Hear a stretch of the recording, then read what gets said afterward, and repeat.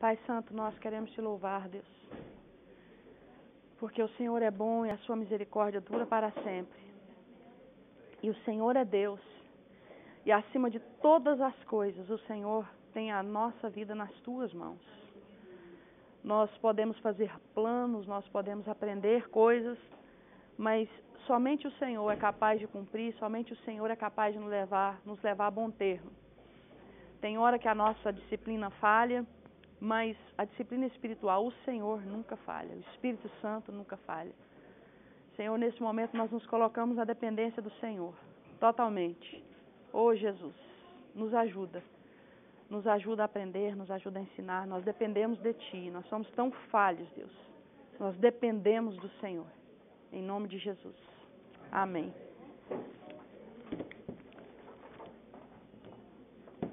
Queridos, terminei a última aula dando para vocês um currículo, vocês lembram disso?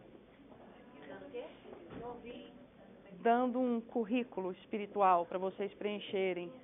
Vini, eu deixei uns papéis em cima da mesa que a gente estava conversando lá. Você pega para mim, por favor? Chama currículo espiritual.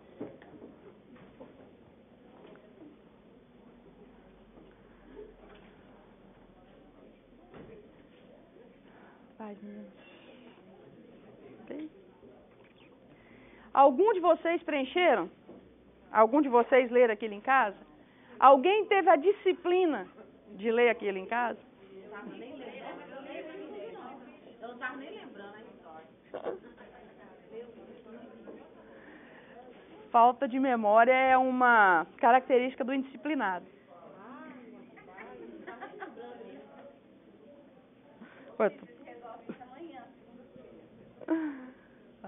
O Vini foi pegar. Agora, brincadeiras à parte. Independente de você ter preenchido ou não, você vai ter outra chance de preencher. Abra sua Bíblia em Filipenses.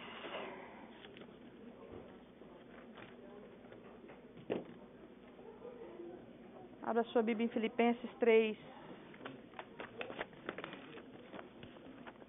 Alguém não pegou? Quem não pegou semana passada? Isso aqui, semana retrasada. Alguém não tem?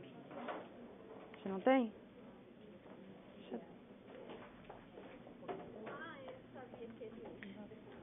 Meu menino, o Sueli.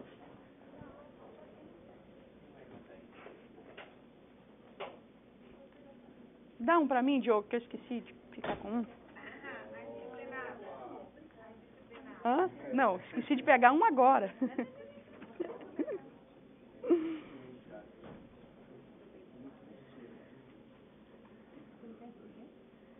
Filipenses 3. Queridos, esse papel que eu dei para vocês diz que é um currículo espiritual.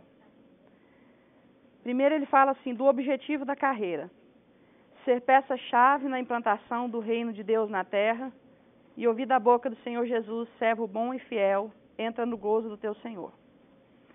Qualificação acadêmica. Quais são as suas qualificações acadêmicas? Nós estamos falando de coisas espirituais.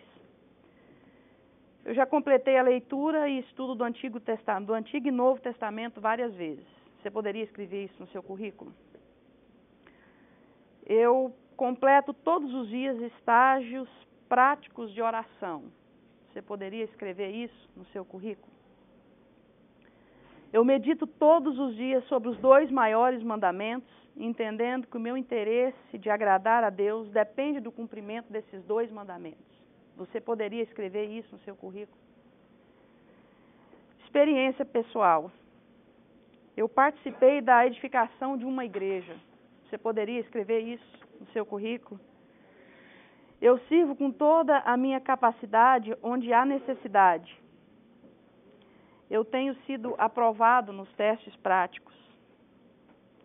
Qualificações pessoais. Eu sou disciplinada em buscar os interesses da companhia. Sou disciplinado com horários. Sou disciplinado em cumprir ordens. Sei trabalhar em equipe. Sou íntegro. Eu cumpro metas. Você poderia escrever isso no seu currículo espiritual? Referências. O que pessoas que lideram sobre você escreveriam sobre você? Às vezes eu recebo text message no meu telefone assim: Pastora Cris, eu vou dar o número do seu telefone num trabalho que eu estou pegando. Para algumas pessoas eu falo assim, ok, pode dar. E para outras eu falo assim, é mesmo? O que eu posso falar sobre você? Algumas eu mando essa pergunta de volta. E o que a pessoa que lidera sobre você poderia dizer sobre você? Você é de fácil liderança? Você é disciplinado? Você faz aquilo que é suposto você fazer? O que poderiam dizer a seu respeito? André e Roger, pode sentar, tem cadeira vaga aí. O Roger também está com dor nas costas? Não, né, Roger? Você tira minha atenção. Conclusão. Baseado nas minhas qualificações, caráter e performance, eu sou o perfil correto para trabalhar nessa empresa, pois eu compartilho dos mesmos interesses. Você poderia escrever esse final no seu currículo espiritual? Você está pronto para trabalhar no reino de Deus? Você está pronto para ser requisitado por Jesus? Misericórdia, né? A gente pega esse negócio fica até com vergonha, né? Você tirou isso? Só pra saber. Espírito Santo. Queridos, é algo constrangedor. Mas sua Bíblia está aberta em Colossenses? A minha não. Filipenses? A minha não. Peraí. Filipenses 3, a partir do 12, diz assim, vamos ler juntos? Presta atenção no que você está lendo. Não que eu tenha já recebido, ou tenha já obtido a perfeição, mas prossigo para conquistar aquilo para o que também fui conquistado por Cristo Jesus. Irmãos, quanto a mim, não julgo havê-lo alcançado, mas uma coisa faço, esquecendo-me das coisas que para trás ficam e avançando para as que diante de mim estão, prossigo para o alvo, para o prêmio da soberana vocação de Deus em Cristo Jesus. Ó, Paulo falando de novo em prêmio. Todos, pois, que somos perfeitos, tenhamos esse sentimento. E se porventura pensais do outro modo, também isto Deus vos esclarecerá. Todavia, andemos de acordo com o quê? Com o que já alcançamos. Versículo 12. Não que eu já tenha recebido ou já tenha obtido a perfeição, mas eu prossigo para o alvo. Versículo 15. Todos, pois, que somos perfeitos, tenhamos esse sentimento. Nossa, que discrepância. No mesmo texto.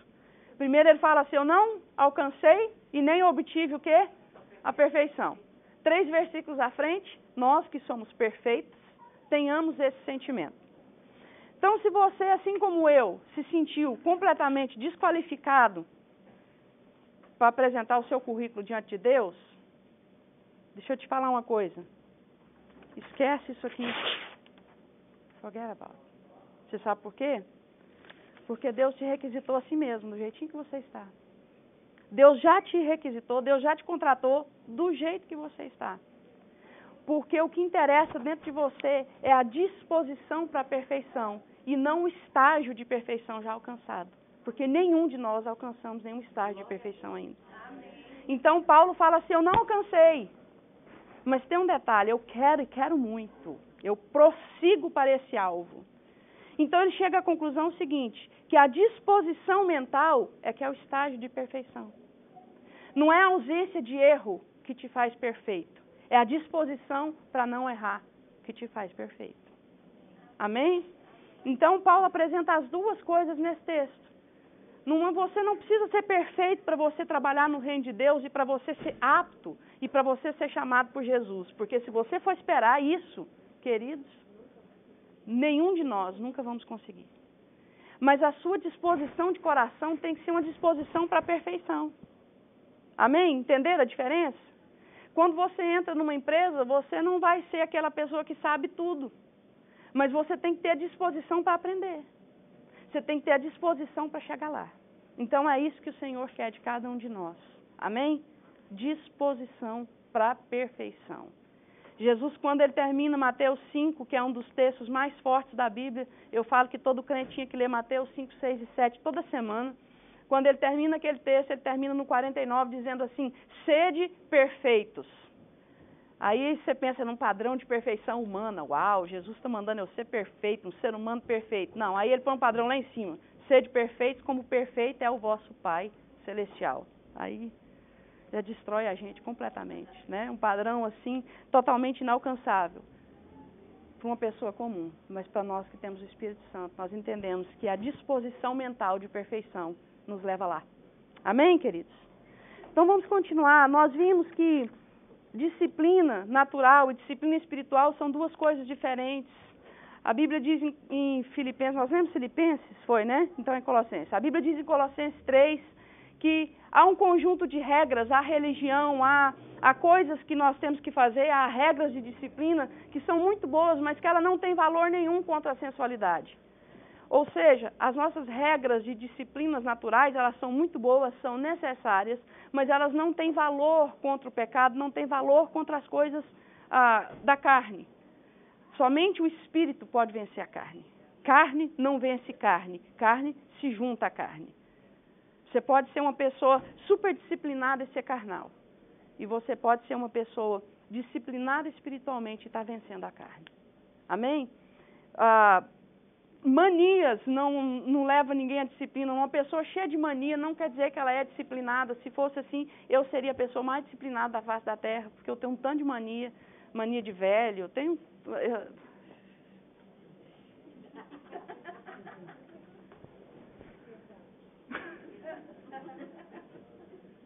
Você vê a cara dela, felizmente, assim, concordando comigo. Eu estava colocando o cadastro no tênis hoje. Toda vez que ele vira, me irrita completamente. Eu tenho que colocar o cadastro certinho. Tem que estar certinho.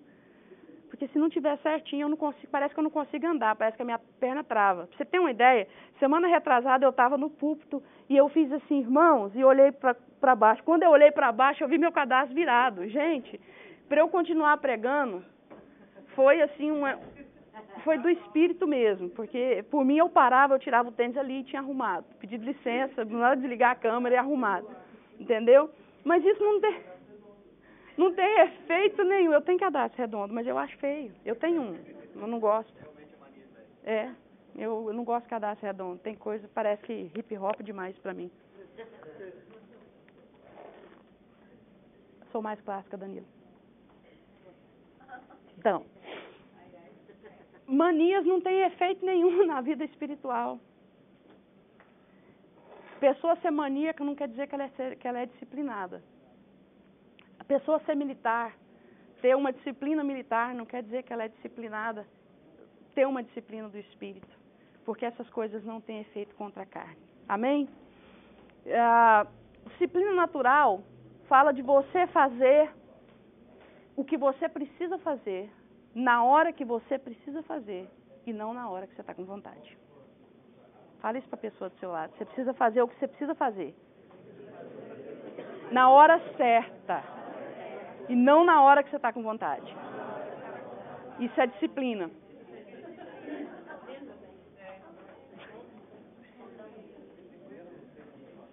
Eu acho tão bom quando vocês acusam um ao outro assim. Parece que alguns de vocês, sentem um prazer mórbido de falar isso pro outro lado.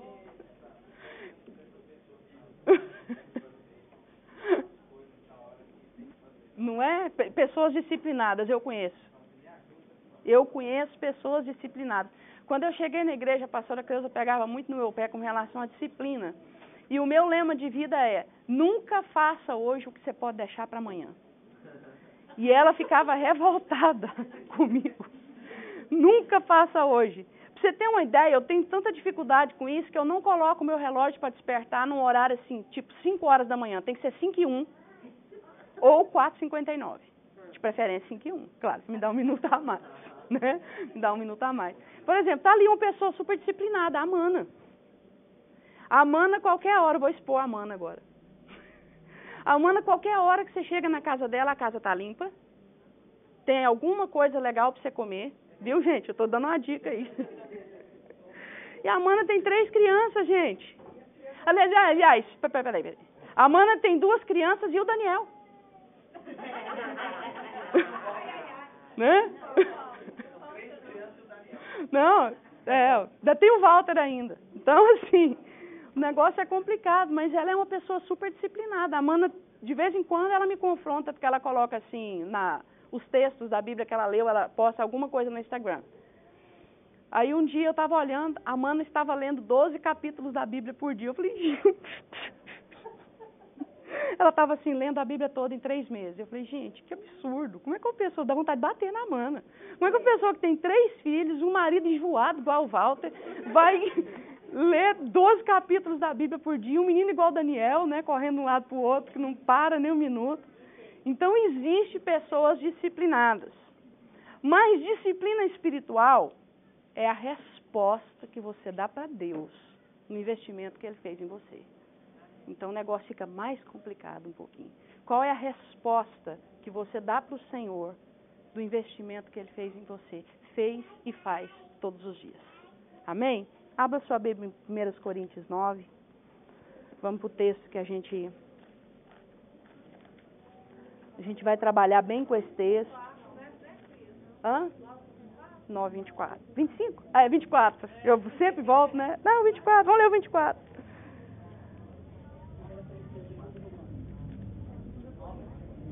Primeira.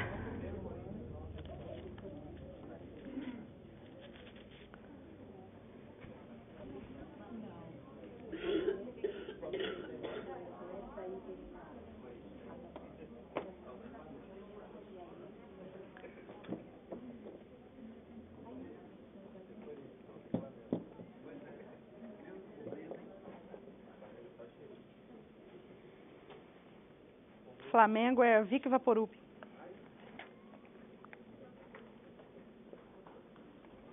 Fica só no cheiro.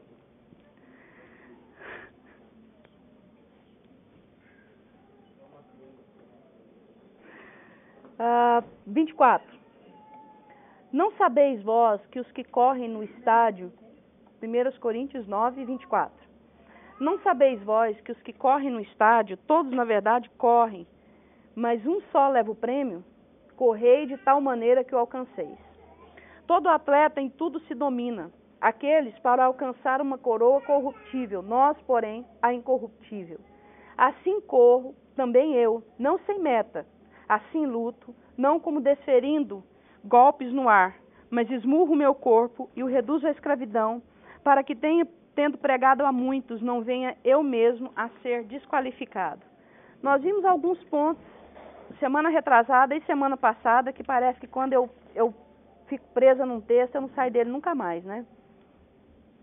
Quem fez o Novo Testamento aqui com a gente no estudo bíblico, lembra, né? Nós fomos até conseguimos ir até Mateus 5, né? Depois não conseguimos passar, nunca mais saímos. Acabou o estudo bíblico e a gente não saiu dele. Então nós vimos que a primeira coisa é todos os que competem. Todos nós que engajamos na vida cristã, todos nós que aceitamos Jesus, estamos competindo. Não tem esse negócio de você falar assim, eu não quero participar dessa competição, eu quero ficar fora. Não tem, você não tem essa possibilidade. A partir do dia que você se entregou para Jesus, você foi enlistado, você foi inscrito nessa maratona. Você só tem a opção de vencer. Ele diz que todos competem, mas só um ganha. Então, lute para que você ganhe. Por que ele fala isso? Porque o nosso maior rival contra a disciplina somos nós mesmos. Amém? O diabo é um rival pequeno com relação à disciplina. O nosso corpo, o nosso eu, a nossa carne é o maior rival contra a sua disciplina. Segundo, se submetem a um treinamento. Nós vimos que treinamento fala de 3 coisas específicas. Quais são? Aprendizado, prática e teste. Não tem como você passar por um... Meu menino, eu queria ter um filho assim. Fala sério. Ele voltou. Ele voltou. Ainda bem que até eu não preciso nem fazer recap com ele aqui. Eu só falo Diogo, ponto 1. Diogo, ponto 2. Então, nós vimos que tem a ver com aprendizado, prática e teste. Isso é tão importante, queridos, porque Paulo está falando de um prêmio da soberana vocação. Paulo está falando de algo para o futuro. Nós, crentes, temos um problema sério com relação à salvação e com relação a ir para o céu. Qual o problema? Nós não vamos para o céu? Não, não é nada disso. O nosso problema é que nós estamos esperando ser filhos e sermos crentes quando a gente for para o céu. Esse não é o desejo de Deus para nós. Se fosse assim, então, salvou, morreu. Igual a pastora falou outro dia na pregação dela. Você foi salvo, você podia simplesmente morrer, estava bom demais. Não é? Deus quer que nós vivamos o céu na terra. Por isso é que Jesus fala o tempo todo, venha o teu reino. Venha o teu reino. Eu e você somos responsáveis pela manifestação do reino de Deus na terra. Hoje. É para agora. É para alguém olhar para o Roger agora e falar assim, esse menino é um filho de Deus. Por quê? Porque ele age como um filho de Deus. Ele tem toda a característica como um filho de Deus. A Daniela tem toda a característica de uma filha de Deus. Ela é uma filha de Deus na terra. Ela é um pedaço do céu na terra. E é esse o desejo de Deus para nós. Foi para isso que Deus nos criou, para viver aqui, hoje, o que nós vamos viver no céu um dia. Às vezes a gente fala isso e as pessoas fazem cara assim, meu Deus, será que isso é verdade? Queridos, Deus não vai estar mais perto de você no céu do que Ele está hoje. Você acredita nisso? Hoje, Ele está mais perto de você do que no céu. Por quê? Porque Ele está dentro de você. Ele está dentro de mim. É algo forte, é algo verdadeiro e é algo para ser vivido hoje. Então, esse treinamento é para nós vivermos hoje o que nós vamos viver no céu. Agora, nós temos a tendência a achar que a morte vai nos acrescentar alguma coisa. Se você não vive hoje como filho de Deus e morrer hoje, você não vai ter a coroa, porque a coroa não é para todos. A coroa não tem nada a ver com salvação. Você aprendeu que a coroa é salvação. Analisa esse texto aqui e pensa comigo que essa coroa é salvação. Paulo está falando de um prêmio. Salvação não é prêmio, salvação não é condecoração. A salvação você não fez nada para merecer e prêmio você tem que fazer por merecer. Vocês entendem o que eu estou falando? Não tem nada a ver com condecoração. Salvação é uma coisa, condecoração é outra.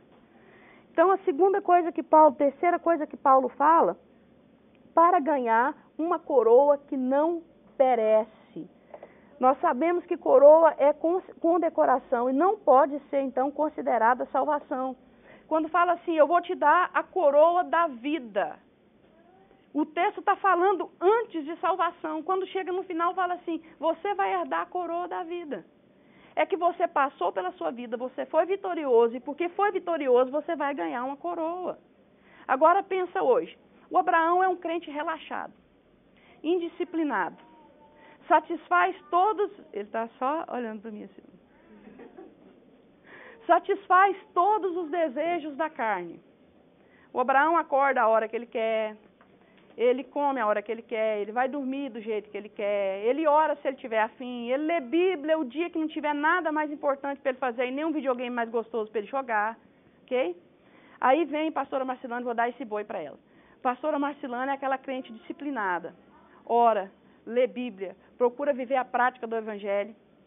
Aí os dois morrem no acidente de carro. Ok? Nossa, que trágico, né? Tá? Deixa eu ver quem estava dirigindo.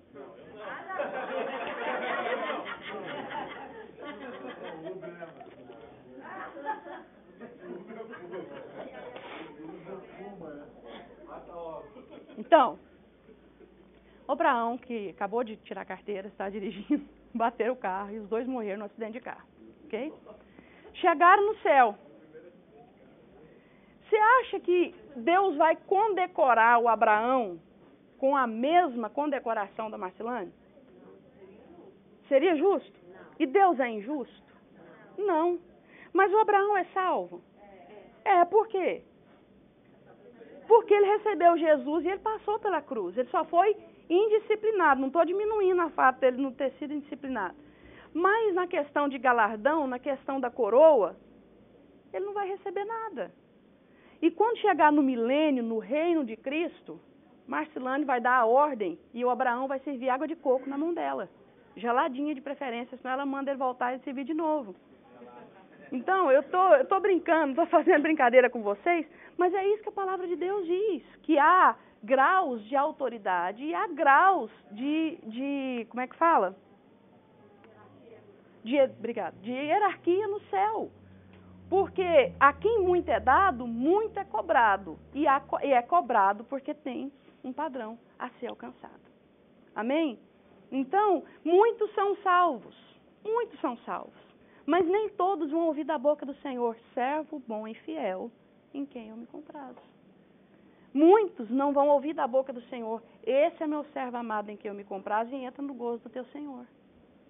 Muitos vão estar no céu salvos, são crentes salvos, maravilha, glória a Deus e aleluia. Se você quiser só isso, tudo bem. Mas se você quiser atingir o coração do Pai, você vai procurar viver aquilo que Ele tem ensinado. Amém?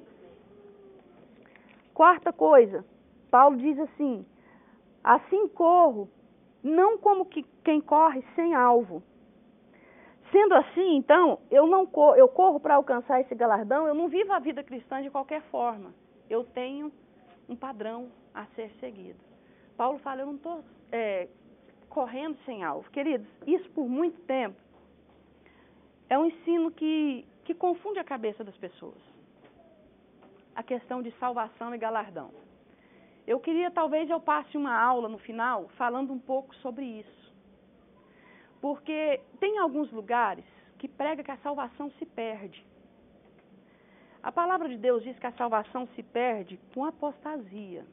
Por quê? Porque você deixou de crer. A única coisa que te levou para o céu foi o quê? Crer. A fé, não foi?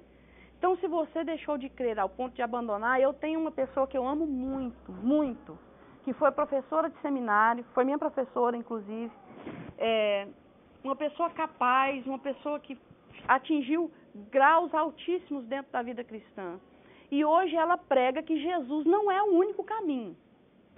Jesus é um dos caminhos. Mas tem o esforço próprio, tem a pessoa ser fiel até coroação de Maria, ela programou outro dia e fez. Entendeu? Assim, é o nível como a pessoa desceu. E isso tem nome, isso é apostasia. Certo? Agora, vamos supor que... Deixa eu pegar uma pessoa assim, bonzinho, Rafael. Eu olho e falo, vamos supor, ele olha para o chão, assim, ele olha para o lado. Como eu dei o exemplo do Abraão, o Rafael, ele é um crente indisciplinado. Mas ele é crente. Então, o anjo no céu não está lá com o nome do Abraão, o nome do Rafael no livro da vida, né?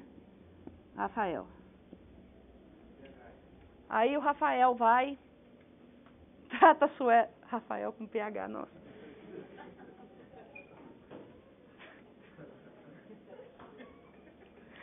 Sou humilde, eu vou consertar isso. Eu me orgulho de ser humilde. Eu me orgulho de ser humilde, oh my God, será que isso aqui não é a paz?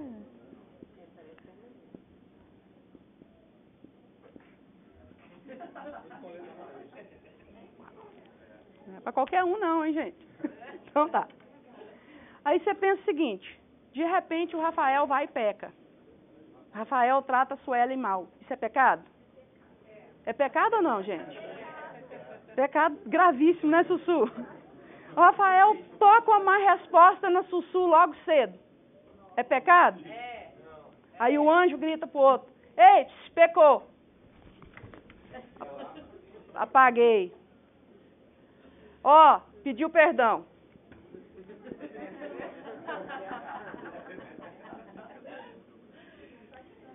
Aí o Rafael comete adultério, ele trai a Sussu. Viu? A cara de vocês foi perfeita. Quer dizer que dar uma resposta? Pode. Trair, não. Pecou? Pecou ou não pecou? Entrou dentro do quesito pecado? E o outro? Também. Então o anjo foi lá e apagou de novo. Vai pro inferno, Rafael. Aí ele chega, pede perdão para Sussu. Ok? O anjo gritou, ó, arrependeu. Escreve no livro da vida. Querido, você há de convir comigo que tem nomes lá que está totalmente rasurado já. Eu acho que o meu nem aparece mais. O meu está muito pior do que esse borroco aqui, ó.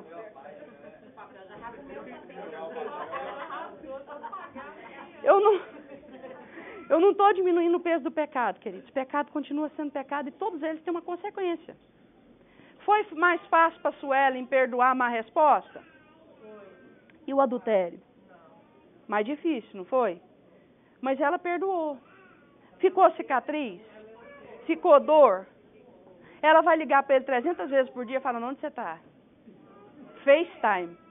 FaceTime. Com quem? Eu vou botar um GPS pregado nele. E pregado com alfinete ainda. Vai doer bastante. Então vocês percebem que tem um nível de consequência diferente? Mas o pecado houve. Então, se pecado faz perder a salvação, queridos, nesse momento, nenhum de nós somos salvos. Nenhum de nós somos salvos nesse momento. Todos nós agora, se cair um meteoro aqui e matar todo mundo, ó, chifrinho, rabinho. Todo mundo. Meu irmão fala assim, já foi pro inferno mesmo, abraça o capeta. Ele fala, eu já fui pro inferno mesmo, deixa eu abraçar o capeta. Então, nós precisamos entender essa questão. Então, quando nós falamos de pecado, traz consequências graves? Traz. A Bíblia fala assim, em Apocalipse, assim, cuidado para que ninguém tire a sua coroa. Não está falando de salvação. Ali está falando de obras. Porque galardão é uma moeda corrente. Do mesmo jeito que você ganha, você perde. Amém? Do mesmo jeito que você ganha, você perde. Continuando, Paulo fala assim, para encerrar. Ele fala assim, esmurro o meu corpo. Primeiro ele fala, eu não corro sem metas. Eu não luto como se estivesse dando golpe no ar. Eu estava conversando com o Moreno outro dia, o Moreno luta jiu-jitsu. E eu achei tão interessante uma pesquisa que eu fiz na internet, que toda vez que um atleta prepara para dar um murro, ó, vou preparar para dar um murro no Edão aqui, ó. Posso não, gente, ele é de Rondônia. O povo de Rondônia é bravo. Você vê essa calma aqui, ó, vocês estão por fora. Né? A X que sabe, X.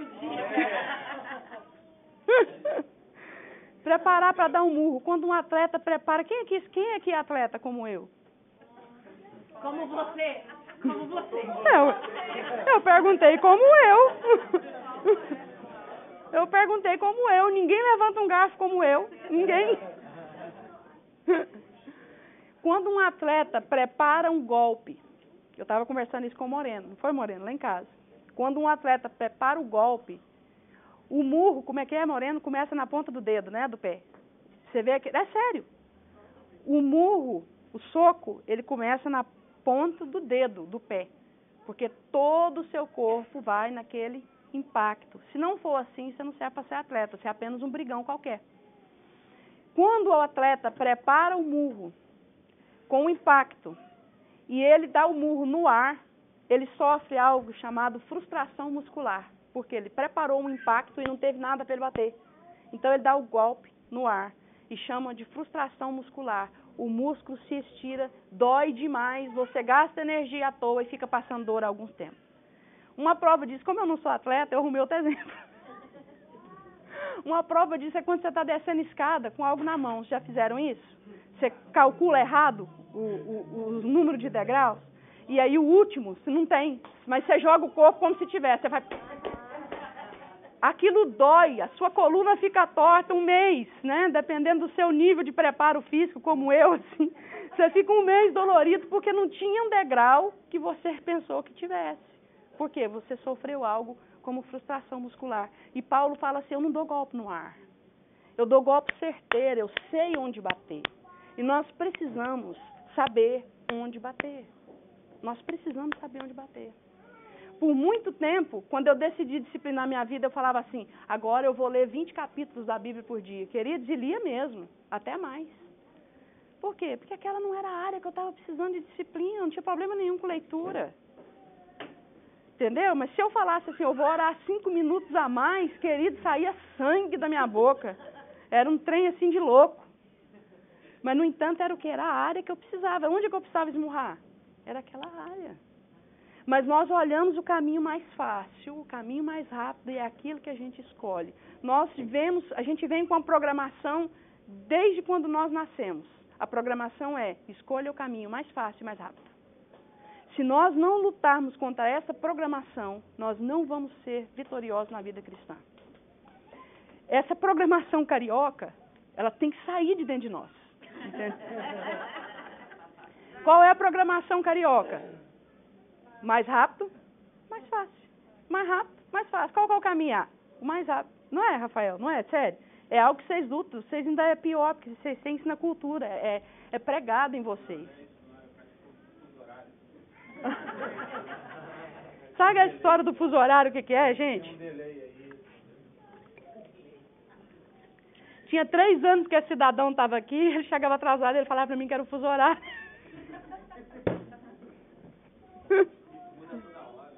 Muda toda hora, é verdade. Então, queridos, nós precisamos lutar contra essa programação, porque o caminho da cruz não foi fácil. Mas a Bíblia diz assim, que apertado é o quê? É o caminho, e estreito é a porta que conduz à vida. E nós confundimos com salvação. Não é, com a vida cristã. A nossa caminhada ela é apertada. Qual que é mais fácil, tomar a cruz ou não tomar a cruz? Obviamente, não tomar a cruz. Entendeu? Se o Roger me irritar, qual que é mais fácil para mim? Eu isolar, eu puxar a janelinha aqui e falar assim, não quero saber desse menino mais. Mas qual que é o caminho mais difícil? Eu chegar com ele e conversar. Roger, vamos conversar. Então, eu preciso te perdoar. E conversar e abrir o jogo e colocar as cartas na mesa. É ou não é, queridos? É o caminho mais difícil. Então, saiba, o caminho mais fácil, o caminho mais rápido, ele é contramão da fé. Ele é contramão da vida cristã. Analise tudo que você vai fazer na sua vida. Eu não estou falando de autopunição, de autoflagelo, de você pegar uma chibata e bater nas suas costas e pingar vela quente. Não é isso. Não é isso. Estou falando, não é de você se autopunir. Eu estou falando de você escolher aquilo que Deus escolheu. E Jesus escolheu o caminho mais difícil. Jesus escolheu o caminho mais difícil, mas não foi como autoflagelo, foi por amor. Amém? Porque o caminho mais difícil leva a coisas eternas. Coisas que valem a pena demora. Coisas que valem a pena demora. Eu estava olhando, eu tenho uma tia de 99 anos, né? Tiraram foto outro dia, minha avó tem 89, minha tia tem 94 e a outra tem 99. E eu fiquei olhando e falei, gente, olha o potencial dessa foto. E pensar que essa gravidez aí durou 9 meses como as outras, né? Coisas que demoram. Coisas eternas demoram. Amém? A única coisa que você ganhou no estalar de dedos foi a sua salvação. Um ato de fé. Amém, queridos? Paulo continua dizendo, eu esmurro o meu corpo, eu bato no lugar certo. Eu dou bronca dos meus filhos para ler a Bíblia, mas eu também vou me esforçar e vou ler também. Amém? Eu vou esmurrar o meu corpo, eu vou fazer a coisa correta. Eu não vou fazer aquilo que eu estou com vontade, porque o meu Deus não é o ventre. O meu Deus é o Senhor Jesus. Amém? Semana que vem nós vamos ver algo muito interessante. Esse texto mexe muito comigo. Paulo termina dizendo assim, 27, mas esmurro o meu corpo e o reduzo à escravidão, para que, tendo pregado a muitos, não venha eu mesmo a ser desqualificado. E aí ele dá uma série, ele continua o próximo texto, que a Bíblia originalmente não tinha essas divisões que tem. Ele continua o próximo texto dizendo assim, ora, irmãos, eu não quero que ignoreis que os nossos pais estiveram sob a mesma nuvem. Todos eles passaram pelo mar. Todos eles foram batizados, assim no mar como na lei de Moisés. Todos eles comeram do mesmo maná. E Paulo vai dizendo assim, todos eles fizeram a mesma coisa. Todos eles estavam nessa sala de aula ouvindo a mesma coisa. Mas alguns deles foram desaprovados por Deus. Alguns deles caíram prostrados no deserto. Alguns deles não alcançaram a terra prometida, apesar de ter tido o mesmo privilégio, ouvido a mesma coisa, treinado da mesma forma, batizado da mesma forma, visto as mesmas coisas espirituais, alguns deles caíram. E nós vamos ver isso semana que vem. Amém? Pai, nós queremos te louvar por mais essa aula, que nós possamos entender, Deus, as coisas espirituais com os olhos espirituais e com o coração. Deus, abre o nosso coração e nos traz revelação. É o que nós te pedimos, em nome de Jesus. Amém.